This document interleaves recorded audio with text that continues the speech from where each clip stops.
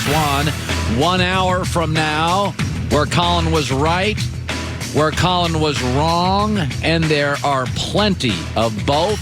Joy Taylor is joining me on a Monday. What was a magical, magical weekend. March Madness. We both love it. It was amazing. Amazing. So much fun. So much urgency. So let me start with this. Ratings are up 29%. Excuse me. They're up 8%. They're the highest ratings in 29 years.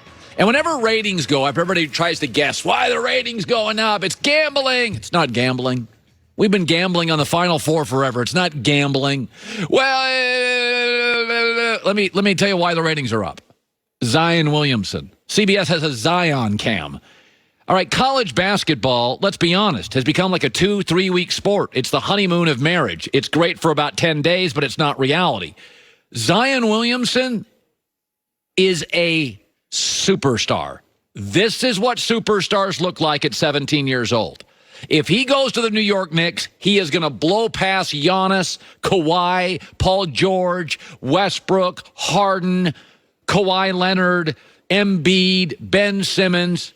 In name value, in star value, he is going to blow by them because he's got three factors which are massively important to superstars. Number one, the name factor.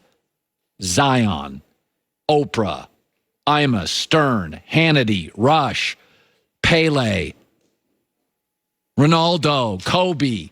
I know it sounds kooky, but that one name factor is a marketer's dream. And the fact that he has the letter Z is even crazier, which is another perfect letter for a marketer. He's got the one name factor. It's not called the Rush Limbaugh Show. It's called Rush. And that's the way marketing works.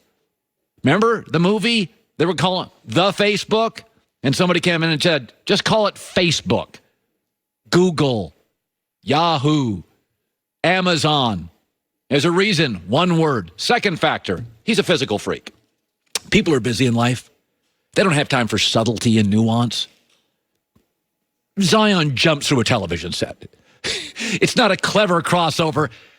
Physically dunks. Even when he shoots a jumper, I can't take my eyes off it. He is not subtle, although he's got a beautiful touch.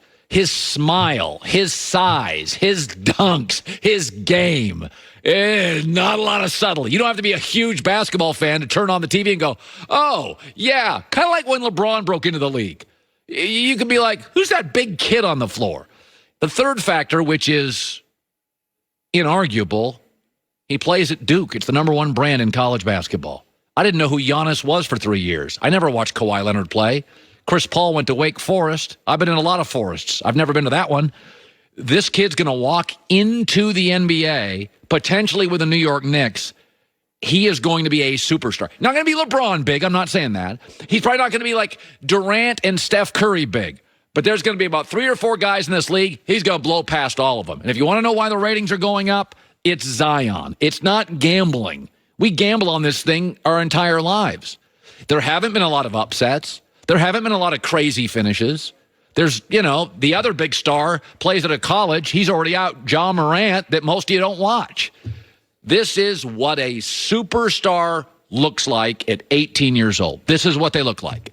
By the way, Tiger was a superstar. At 16 years old, Sports Illustrated, when it was a huge publication that started narratives around sports, they were doing stories on him. He was the talk of golf clubs. Networks showed every shot when he was 17, 18 years old on any tournament he was part of. Name factor, physical specimen, superstar from a great college brand.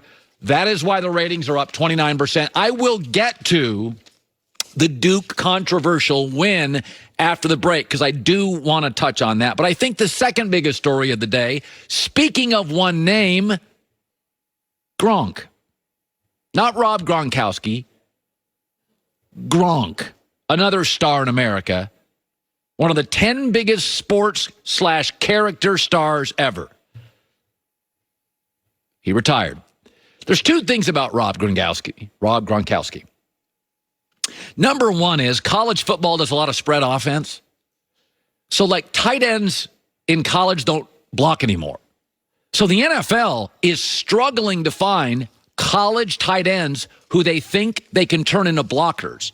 There's a kid at Iowa, TJ Hawkinson, who's probably the most underrated player in the entire draft.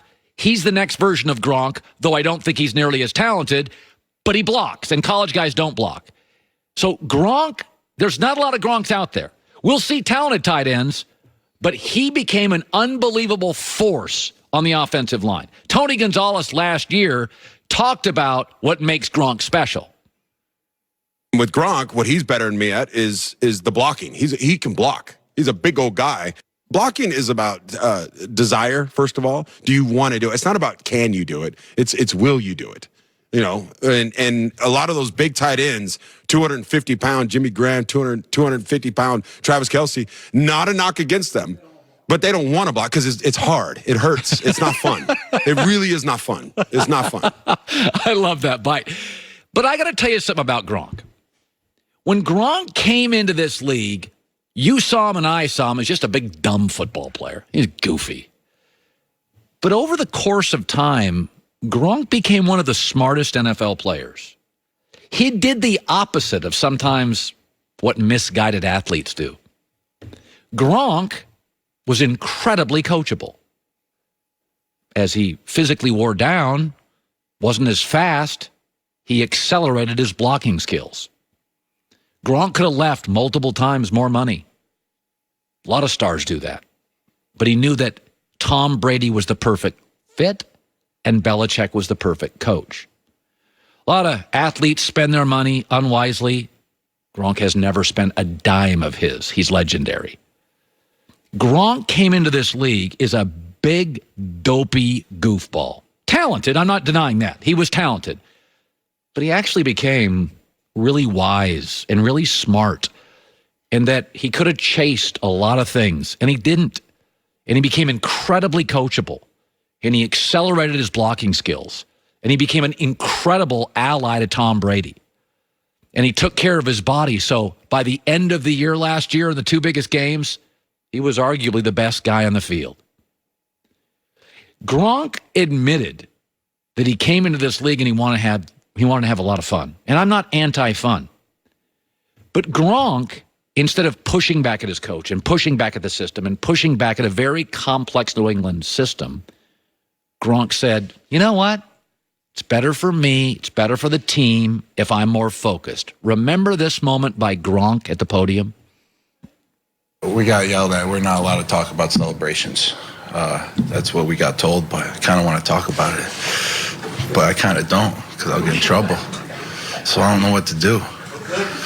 So it just happened on the spot. It wasn't planned. We'll just keep it there. Gronk's a big personality.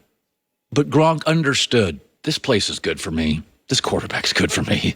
This coach is good for me. Learning to block is good for me. Working really hard is good for me. It's okay to be a big personality and also fit within a system. All sorts of people in my business have big personalities, but they can appreciate having good bosses at Fox. Like, I have a personality. It rubs some people the wrong way, but I try to never take advantage or never underestimate the value of a really good boss and really good management and a really good system. I know. That's such a sellout. Yes, our shows sell out. And some bands sell out, but they still don't have to compromise all their artistic value. Gronk entered the league as a big, dumb, dope guy, right? I think he leaves the NFL, and players who are stars with big personalities should take a look at Gronk. You never make more money in endorsements than when you're playing in AFC championships and Super Bowls. Sometimes you got to reduce a little of your personality, just a little, not all of it, to fit into a structure and a system. Sports loves personalities. Zion Williamson, by the way, I think has a great personality. But systems and cultures win. Personalities don't. Gronk reduced his just a little to fit and leaves a first ballot, all-time, arguably greatest tight end talent ever. Coachable, listened, evolved, grew. To me, that's what smart guys do in sports. You're not a victim if your coach and your culture ask you to pull back the Facebook Live in the locker room for the betterment of the team. Tip of the cap to Gronk. Okay, there was a big controversial call in Duke in UFC. I was watching this around about 10 guys. Everybody's freaking out at Duke game. So why didn't the official call a push on that rebound on Duke? I'll explain why coming up. If you haven't tried the high quality, delicious meat from Butcher Box, you're going to be blown away. Unbelievable flavor, unparalleled nutrition. They work closely at Butcher Box with the best farms and companies committed to raising animals humanely. Ethical process. No hormones added ever. Free-range organic chicken. Grass-fed beef. Wild-caught sockeye salmon. Over 20 different cuts of meat. Customizable boxes. Variety of options. And free shipping means on average, it's $6. That's it. $6 a meal. Thanks to free shipping. Now, beyond free shipping, Butcher Box offers free ground beef for the life of your subscription and $20 off your first box. All you got to do is sign up. Special offer, butcherbox.com/herd. Butcher Box.